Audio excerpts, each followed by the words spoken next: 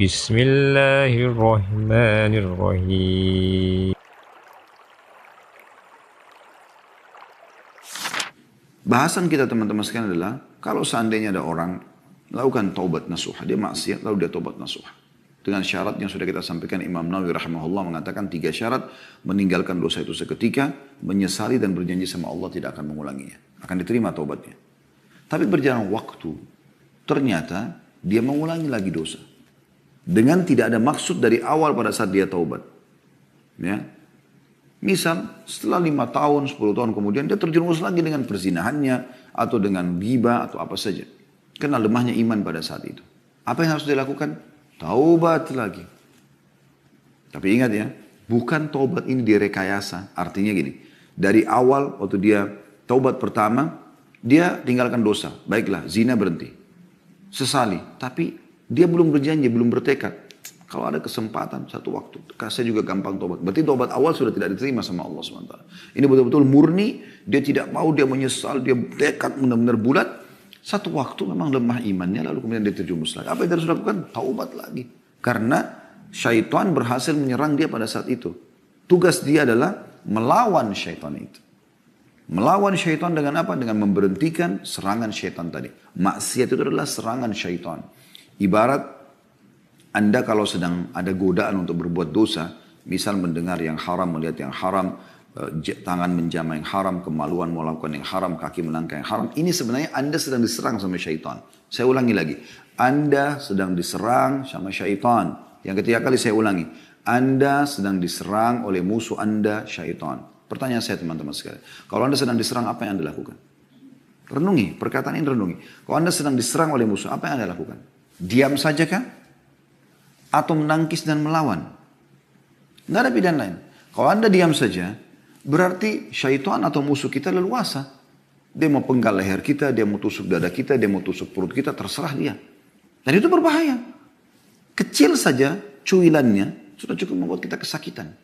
Allah mengatakan tentang syaitan, aduun lakum fattakhidu adua. Musuh kalian maka jangan jadikan dia sebagai musuh. Tugas saya apa? Tangkis. Kan gitu. Kalaupun kita sudah menangkisnya, misalnya ada bisikan untuk berzina atau untuk ini dan untuk itu, lalu kita tangkis, enggak, saya enggak mau. Terus aja itu, terus aja bergejolak karena dia lagi serang. Nah, caranya gimana supaya kita malah ya membuat dia jadi nggak bisa menyerang lagi kita? Kita harus kuat sekali bentengnya. Benteng ini adalah keimanan. Jadi beda teman-teman sekalian kalau benteng Anda itu cuman kalau kita ibaratkan rumah seperti pagar dari kayu yang rapuh. Ular datang ya, dan ular ini mau masuk menyerang Anda. Maka dia dengan leluasa mematok kayu itu mungkin bisa merusaknya gitu. Tapi kalau Anda punya pagar atau tembok beton, ular ini biar matok nggak bisa apa-apa, patah malah giginya. Karena kuatnya. Nah kekuatannya teman-teman adalah ilmu. Amalkan ilmu itu. Selalu ya berdoa, berzikir. Itu ada senjata-senjata Anda. Kapan ada serangan langsung Anda bisa tepis. Bahkan Anda bisa menyerang kembali. Kalau kita serang dia, serangan itu adalah dengan senjata-senjata Anda. Kita berzikir isti'adah. Kita bertaubat kepada Allah SWT. Ini semua senjata-senjata yang luas. Dan senjata yang paling luar biasa menghanguskan, membumi-hanguskan syaitan itu adalah taubat. Karena kapan dia menyerang, kita langsung tangkis dengan taubat itu. Astaghfirullah wa atubu ilaih. Saya nggak akan lakukan. Maka dia akan kalah secara otomatis. Sampai pernah dinukil dalam sebuah riwayat. Iblis berkata, saya akan terus menyesatkan hamba-hambamu ya Allah. Dari turunan Adam. Kata Allah SWT, saya akan terus memaafkan mereka selama mereka beristighfar dan bertaubat. Iblis juga berkata, dinukil dari Ibnul Qayyim rahimahullah, beliau mengatakan, Iblis berkata, aku membinasakan anak Adam dengan dosa dan pelanggaran, dan dia membinasakanku dengan istighfar dan la ilaha illallah. Jadi kita sebenarnya bisa kita menyiksa syaitan, melawan dia, mengalahkan dia dengan amal-amal saleh. Dia tersiksa karena dia berusaha untuk menyerang tapi tidak pernah bisa. Senjatanya tidak secanggih kita. Kita sangat canggih teman-teman. Zikir itu sangat canggih. Doa sangat canggih. Sholat malam itu canggih. Canggih luar biasa. Iblis ibaratnya cuma pakai pisau dapur. Anda ini pakai nuklir. Apa yang bisa dilakukan? Buat aja itu. Ya. Tidak apa-apa zina. Tidak usah zikir. Tidur aja masih malam. Masih panjang malam. Anda kan bisa tolak. Tidak, saya nggak mau. Anda bangun. Terus setan buat apa? Menjelma depan Anda, mencekik Anda, memaksa? Nggak bisa. Dia lemah. Kata Allah SWT, inna kaida syaitani kana dha'ifa. Dia sangat lemah. Anda punya banyak perangkat-perangkat mutakhir yang Allah SWT sudah siapkan. Ayo teman-teman, lawan dia sampai hanya batas ajal datang. Saya akan bacakan apa yang dikatakan oleh penulis di sini. Di halaman 53. Judulnya, jika dosa berulang, maka ulangilah taubatmu. Ulangi bertaubat. Ada kalanya seorang pemuda jatuh dalam dosa, lalu dia menyesal, bertaubat, dan menjauhi dosa tersebut. Kemudian dia melakukan dosa kembali, lalu dia bertobat, dan demikian seterusnya. Kemudian saat itu dia bertanya-tanya, apakah saya boleh bertaubat setelah itu? Syaitan memang sengaja bersandar pada kelemahan tersebut untuk meyakinkannya supaya tidak bertaubat dan bahwa dia bukan orang yang bersungguh-sungguh. Jadi kalau orang sudah buat dosa lalu bertobat. Jarang waktu lama, lalu dia buat dosa lagi. Nah di sini syaitan berusaha dia tidak taubat. Kenapa? Karena kalau dia taubat, berarti kan dimaafkan lagi sama Allah SWT. Dia kayak menyerang syaitan itu. Syaitan tidak mau. Kalau dia sudah berhasil lukai tubuh kita, dia nggak mau teman-teman sekalian, ya sudah selesai. Enggak, dia akan coba berusaha mematikan kita. Ya, berusaha terjerumus dalam dosa-dosa. Dari zina yang kedua, zina yang ketiga, zina yang keempat. Seakan-akan kita tidak usah bertobat. Atau tidak diterima taubatnya karena terlanjur mengulangi dosa. Ini semua waswas syaitan. Justru pada saat itu yang paling Anda butuhkan adalah taubat. Ulang lagi, taubat lagi. Kata beliau, tetapi jika dia berpikir dalam hati dengan sungguh-sungguh, dia akan mengatakan dosa yang pertama telah berlalu dan aku telah bertaubat darinya. Sedangkan ini adalah dosa yang lain dan aku harus bertaubat darinya. Lebih baik aku meninggal dalam keadaan bertaubat daripada aku mati dalam keadaan tetap melakukan dosa. Dalam sunnah nabawiyah, maksudnya dalam hadis Nabi SAW, ada riwayat yang menegaskan makna di atas.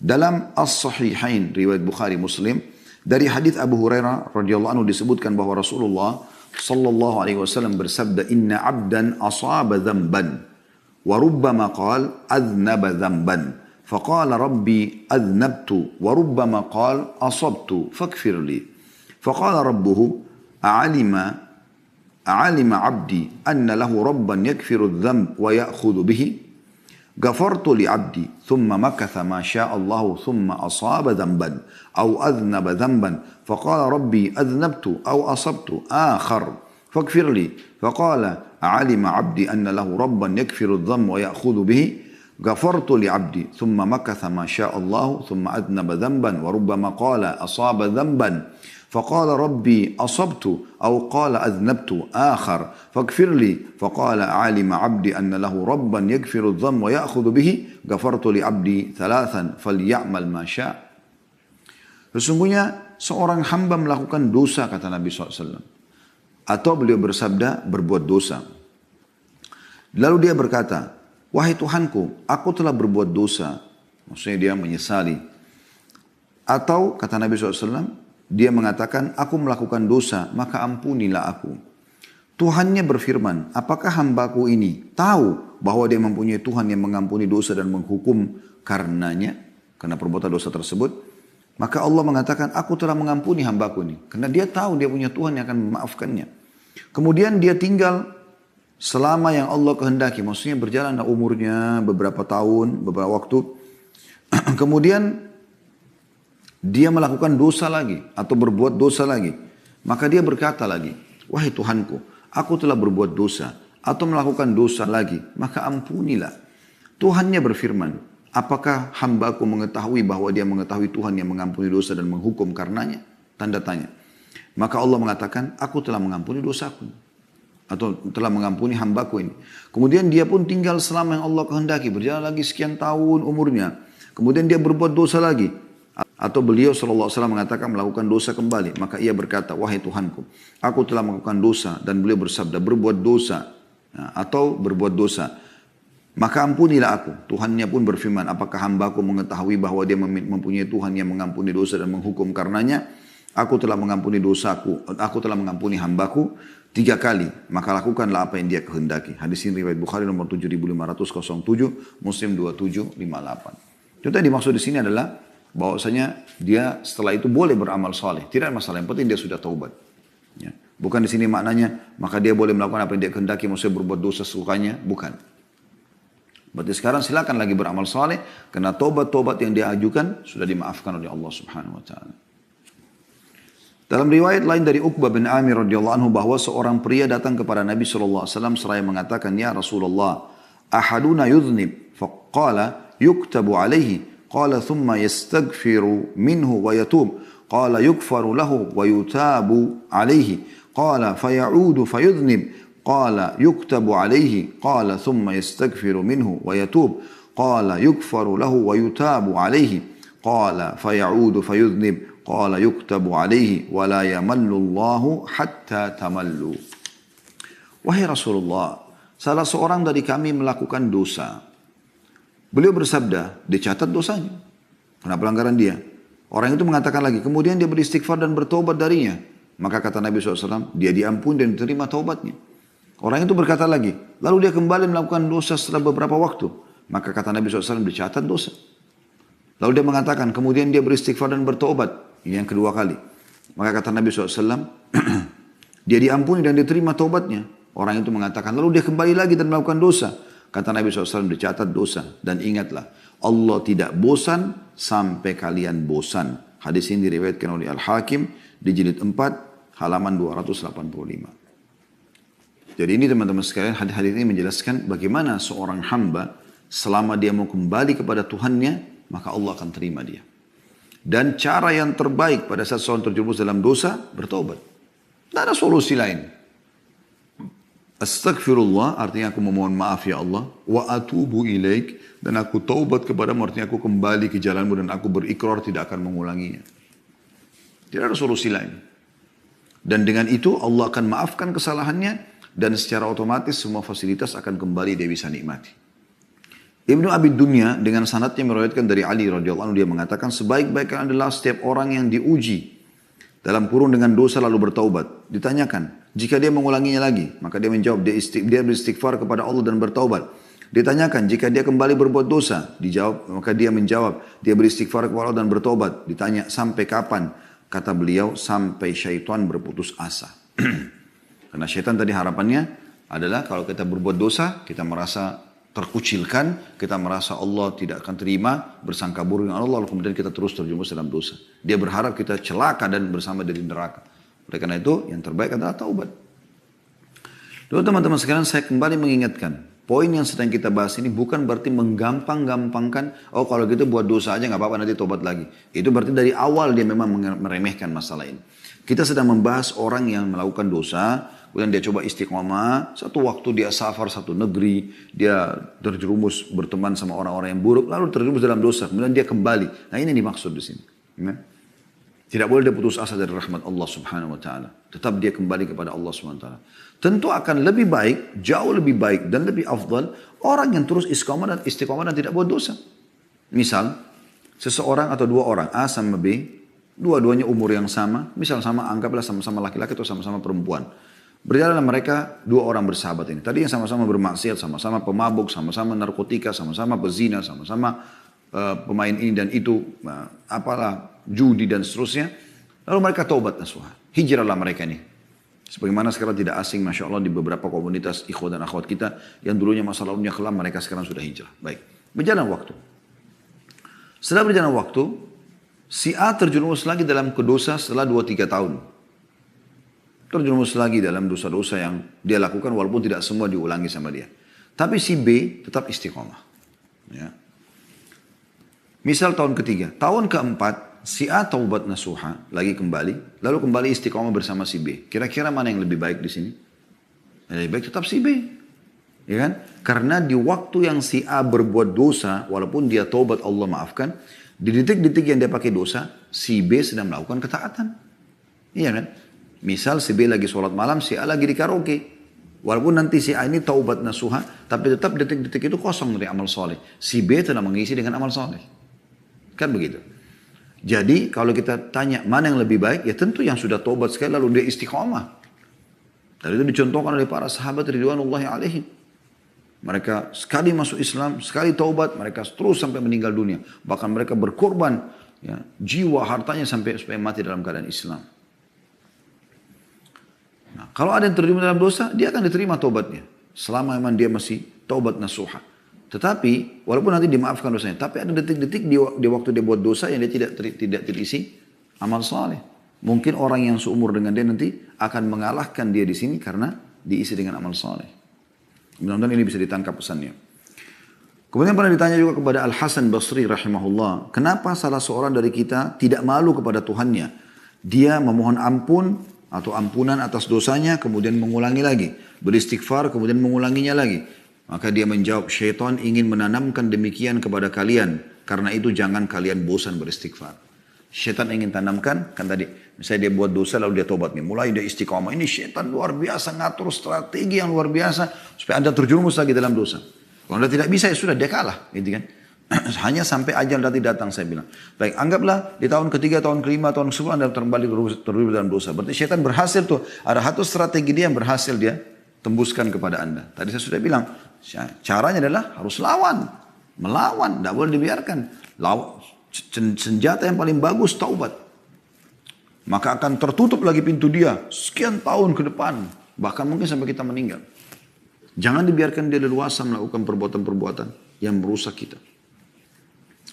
Umar bin Abdul Aziz rahimahullah, salah satu khalifah yang masyhur dari Umayyah, pernah berkata dalam khutbahnya, wahai manusia, barang siapa yang melakukan satu dosa, maka hendaklah ia beristighfar dan bertobat kepada Allah. Jika dia kembali melakukan dosa, maka hendaklah dia beristighfar dan bertobat kepada Allah. Jika dia kembali melakukan dosa lagi, hendaklah dia beristighfar dan bertobat kepada Allah. Sebab itu tidak lain adalah kesalahan-kesalahan yang dikalungkan di leher manusia.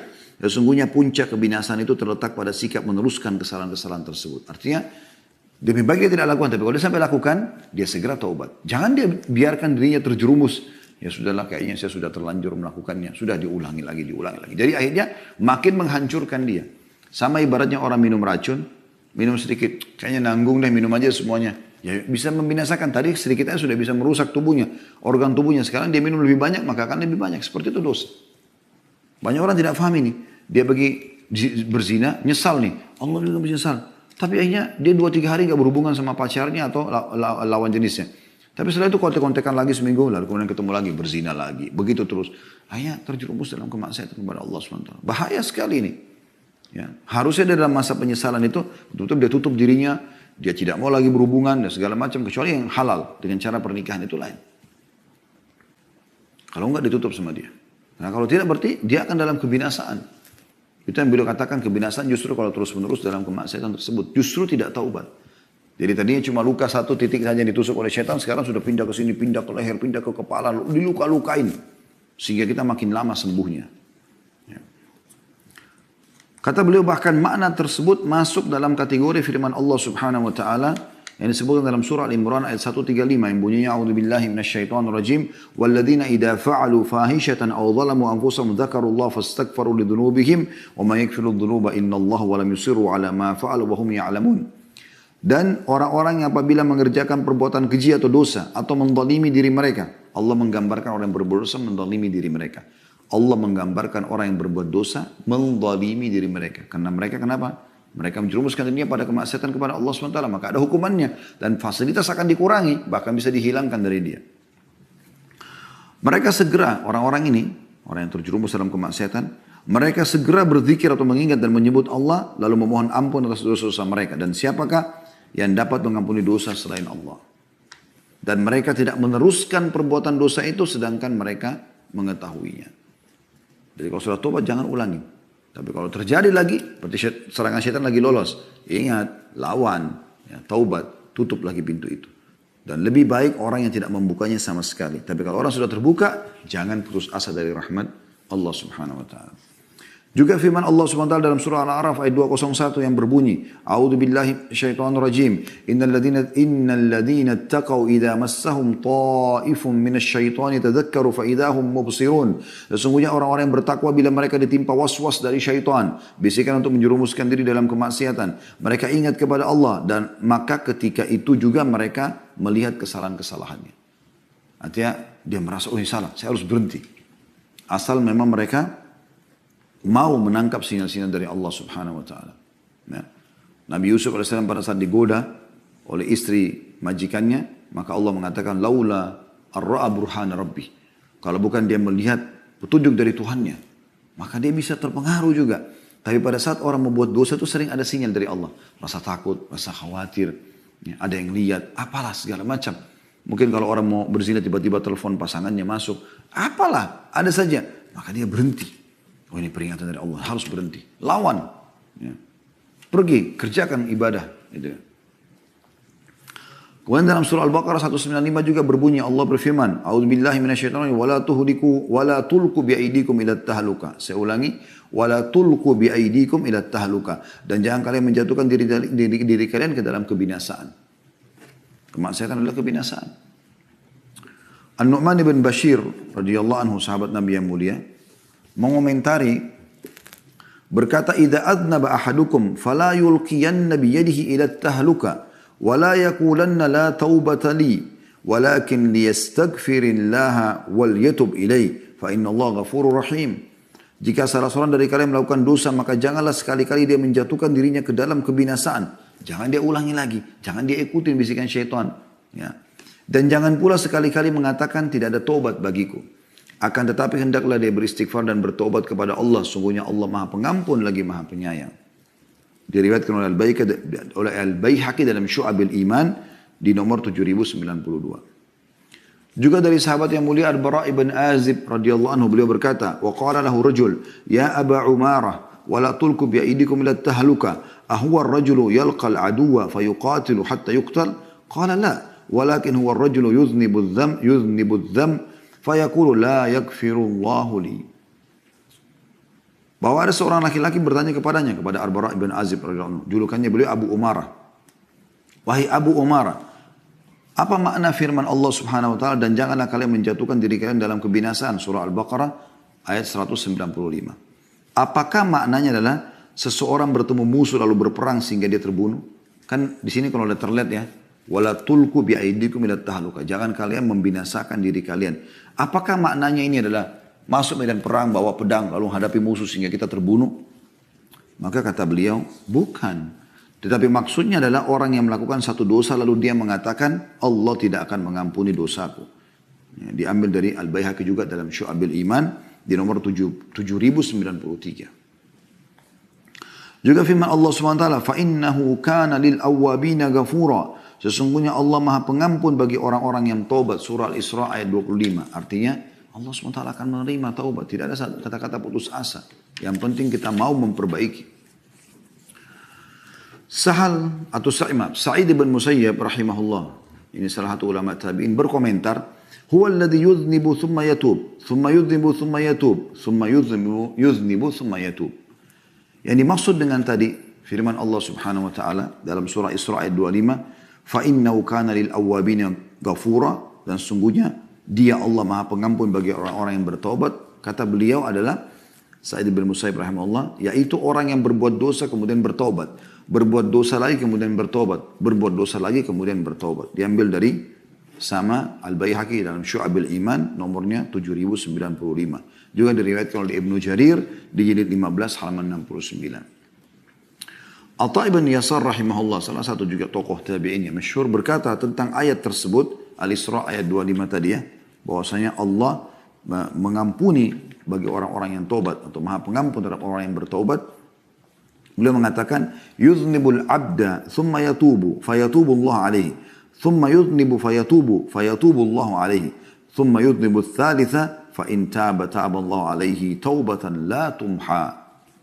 Seorang hamba melakukan dosa kemudian bertobat, lalu Allah menerima taubatnya. Kemudian dia bertobat dia berbuat dosa lagi, lantas bertobat, lalu Allah menerima taubatnya yang kedua kali. Kemudian dia melakukan dosa untuk yang ketiga kalinya. Jika dia bertaubat, maka Allah menerima taubatnya dengan taubat yang tak terhapuskan. Ya. Diriwayatkan oleh Ibnu Jarir, jilid 15 halaman 71. Artinya, seringnya taubat ini nanti akan membuat akhirnya Allah betul-betul menyelamatkan dia sehingga tidak terjerumus lagi dalam dosa. Juga dari Wahab bin Jarir, rahimahullah, beliau berkata dari ayahnya, dia menuturkan, Kuntu jalisan 'inda al-Hasan idh ja'ahu rajulun faqala ya Aba Sa'id ma taqulu fil 'abdi yudhnibu dhanban thumma yatub qala lam yazdad bi taubatihi min Allah illa dunuwa qala thumma 'ada fi dhanbihi thumma tab qala lam yazdad bi taubatihi illa sharafan 'inda Allah thumma dhakara hadithan anhu sallallahu alaihi wasallam thumma qara innal ladhina ittaqaw idha massahum ta'ifun minasy syaitani tadhakkaru fa idahum mubsirun. Kata beliau, kami pernah duduk di sisi Al-Hasan, maksudnya Hasan Basri rahimahullah. Tiba-tiba seorang pria datang kepadanya dan mengatakan, wahai Abu Sa'id. Abu Sa'id julukannya Hasan Basri. Apa yang anda katakan mengenai hamba yang melakukan satu dosa kemudian bertaubat? Al-Hasan Basri berkata, tidaklah perbuatan itu, atau tidaklah dia bertambah dengan taubatnya melainkan semakin dekat dengan Allah. Dia buat dosa lalu dia taubat, berarti dia dekatkan diri kepada Allah. Ya. Lalu ditanya lagi, kemudian dia melakukan dosa lagi, lantas bertaubat. Maka katakan Hasan Basri rahimahullah, tidaklah dia bertambah dengan taubatnya, melainkan semakin mulia di sisi Allah. Yang ternyata dia tahu Tuhannya ada. Dia minta taubat lagi. Dia minta diselamatkan dari syaitan, karena dia sekarang sedang diserang dengan kembali kepada Allah. Kemudian dia menyebutkan sebuah hadis dari Rasulullah SAW, lalu membaca firman Allah Subhanahu Wa Taala dalam surah Al-A'raf ayat 201. Yang artinya sungguhnya orang-orang yang bertakwa, bila mereka ditimpa was-was dari syaitan, mereka ingat kepada Allah dan ketika itu juga mereka melihat kesalahan-kesalahannya. Ya. Jadi teman-teman sekalian, kesimpulannya adalah bagaimana seseorang jangan pernah putus asa dari rahmat Allah Subhanahu Wa Taala. Tentu dia berusaha istiqamah, tidak terjerumus lagi dengan dosa yang sama. Tapi kalau terjerumus dengan dosa yang sama atau dosa yang lain, jangan pernah berhenti untuk taubat. Minta keselamatan dari Allah Subhanahu Wa Taala dari serangan syaitan tadi. Kalau tidak, maka anda akan makin jauh dan akhirnya anda akan binasa. Ya, rugi dunia dan rugi juga akhirat.